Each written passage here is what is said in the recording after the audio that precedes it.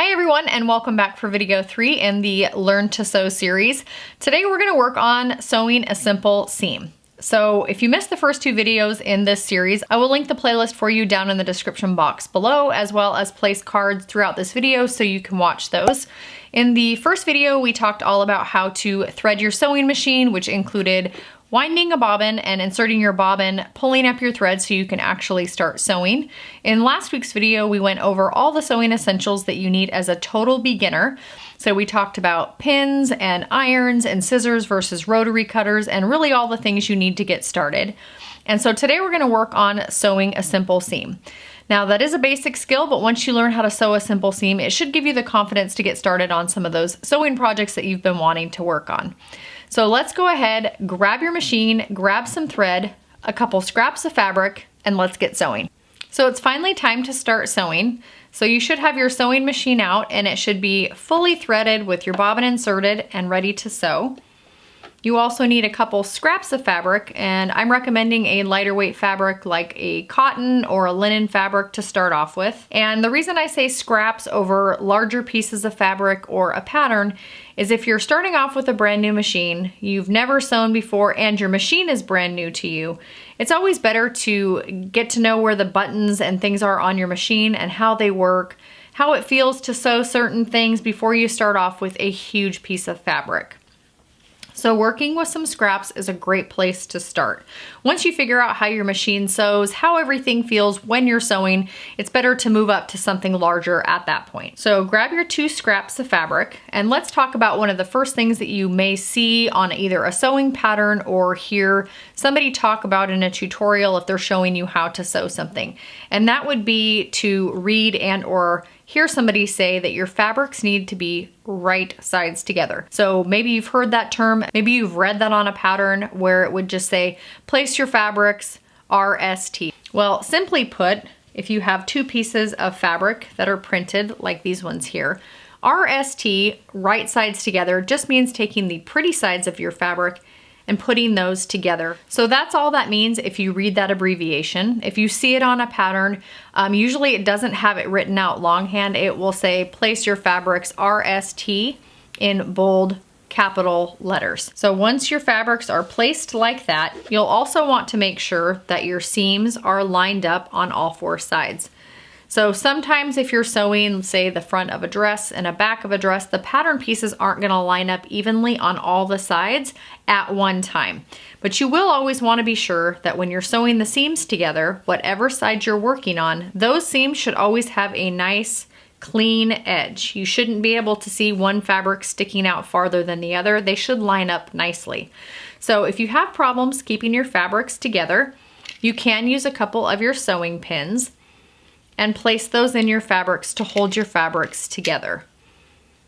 Working with something this small, you shouldn't need to do that, but if you're more comfortable with that, then that's fine. All right, so we're almost ready to start sewing our seam, and a couple other things that I want to point out are some parts on your machine that you may hear referenced or see referenced in your manual, and maybe you don't know what they are.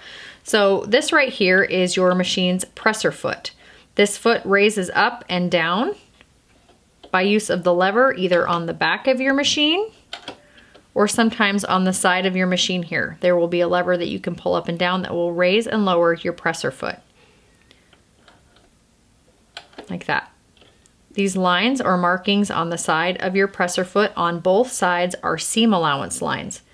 So it's kind of hard to see here, but this one is marked really well. It says 3/8, 5/8, and 7/8.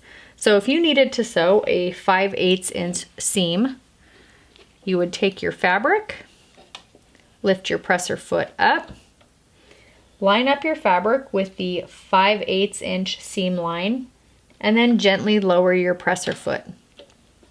Then the entire time you were sewing, you'd want to keep the edge of your fabric right on that 5/8 inch seam line.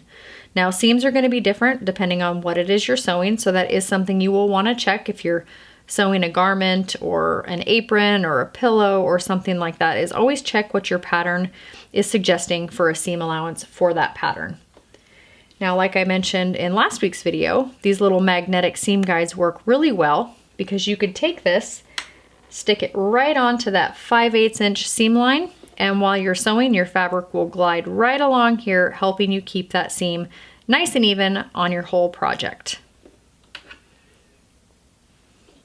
Lift up your machine's presser foot. You can remove our fabric. I want to show you one other little thing here.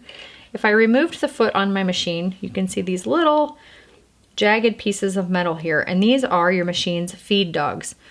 So the purpose of these here is when they are sitting on the underside of this sewing machine presser foot and your fabric is sandwiched in between there, these little feed guides help pull your fabric back. So you're not really forcing your fabric through. The machine's actually doing most of the work for you by pulling the fabric back, so you're just really guiding your fabric. So for today's project and just learning how to sew a seam, we're just using the standard or universal foot that's probably already on your sewing machine. So another thing you need to locate before you start sewing is your machine's reverse lever or button. They're different on all machines. They're in different places on the machine. Sometimes they're marked really well and they'll say reverse like this one. And if not, you'll see an arrow or something like this that just means it's going to sew in reverse. So again, it can be a lever like this one that you press and hold when you want it to sew in reverse, or it could be a button that you press. It's going to be different on all machines, so just make sure to check to see where your machine's reverse lever is or button is located on your machine, because that's going to be an important step in sewing a seam.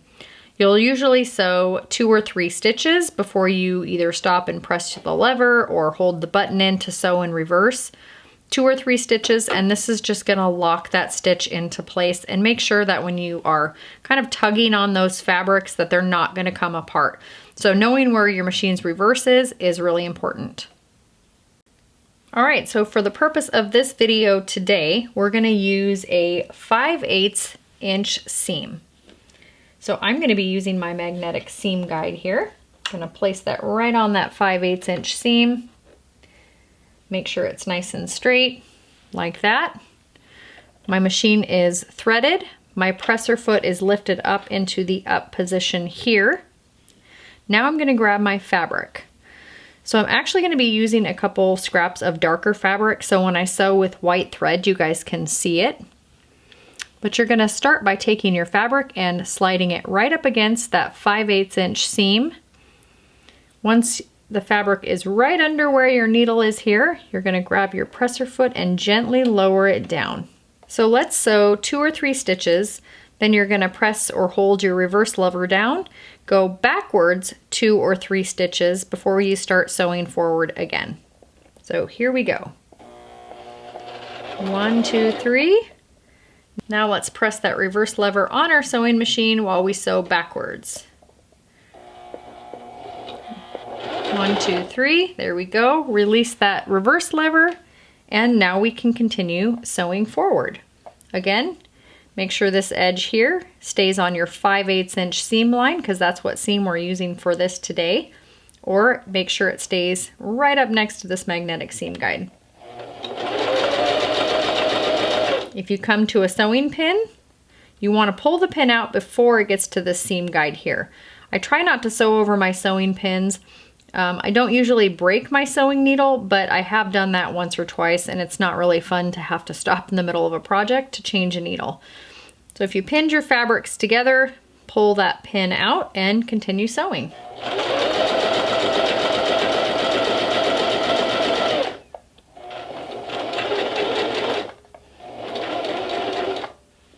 Again, come to another pin, remove it.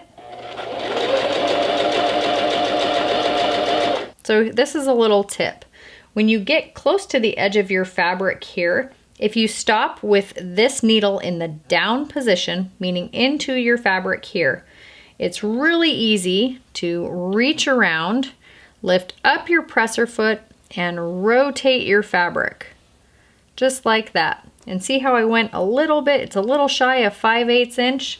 So you can rotate your fabric back, put that presser foot down, and reverse maybe 1 or 2 stitches. Let's go back 2. Let's try that again. Put that needle in the down position. Lift up that presser foot, and turn, and now it's lined up perfect. So this is how I prefer to turn my corners when I'm sewing. And it's just gonna take some time to be able to actually gauge with your eye, like once you're staring at it, knowing where to stop because you know what the seam allowance is. Put your presser foot back down. Now it's still lined up with this here, which is really important. And because we didn't lift our foot up at all, we're still got the needle in the down position. You don't need to reverse here. You can continue sewing.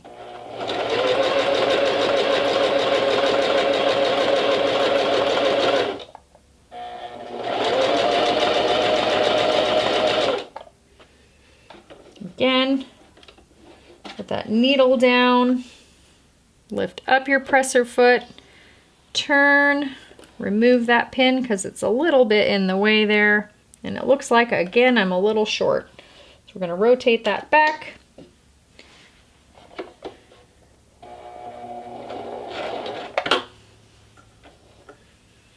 Let's try it this way. Let's try that. Perfect. Put that presser foot down and sew. All right, we're coming up to a pin. Stop, remove the pin. All right, we're almost at the end here. So when you get to the end of that fabric, you can hit that reverse button or pull that lever down again to reverse 2 or 3 steps to lock those stitches into place.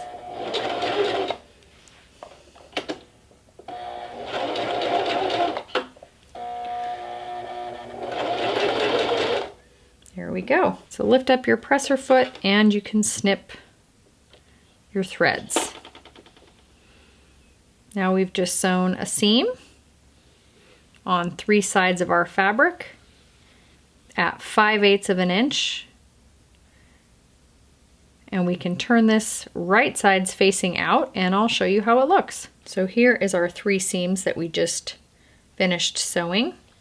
So if you were sewing a pocket or an apron, anything really that has a square corner like this, I'm gonna show you a little trick that's gonna help you when you go to turn this right sides out to prevent bulk in the corners. That will make these corners look a little bit messy. Just take a pair of scissors or a rotary cutter if that's what you're gonna be using. And you're gonna carefully snip at a 45-degree angle this corner of fabric off here. You're gonna be careful not to clip through these lines of stitching, but this is gonna cut some of that bulk off of those corners. So we're gonna do it to both corners here. So now you've clipped the corners on our little fabric scrap here, and now we're gonna turn it right sides out. So you may see that abbreviated or written RSO, so that means right sides out. So we're gonna turn our fabric so the pretty side is now facing out. So open this up. This is large enough where you can probably put your hand in it and grab the bottom. So for this step, to make sure those corners get nice and pressed out, so as you can see, this doesn't look very neat and tidy right now, but you can grab this 4-in-1 tool that I talked about, or crochet hooks work really well for this too. You can use a pencil as long as it's not super sharp. Insert that into your little pocket here, and you're going to carefully poke out those corners like that. So that definitely looks a lot better. You could take this over to your iron when you are finished sewing your seam, and you can kind of wiggle it in between your fingers to press that seam out as much as you can. Give it a press with your iron, and now you know how to sew a basic seam. So that's all there is to it. This is a great thing to practice when you're learning how to sew, is just grab some bits of fabric, work on sewing them together using a really straight line, turn it right sides out, and give it a press. So that's it for today's video lesson where I walked you through how to use your home sewing machine to sew straight seams. I really just want to encourage you guys to grab some scraps of fabric and practice sewing seams as much as you possibly can. It really is the foundation for sewing, learning how to sew a straight line, following those seam allowances, and learning how to use the reverse stitch on your machine are all basic things, but they're super, super important. So until my next sewing video, keep practicing, and I'll see you later. Bye, guys.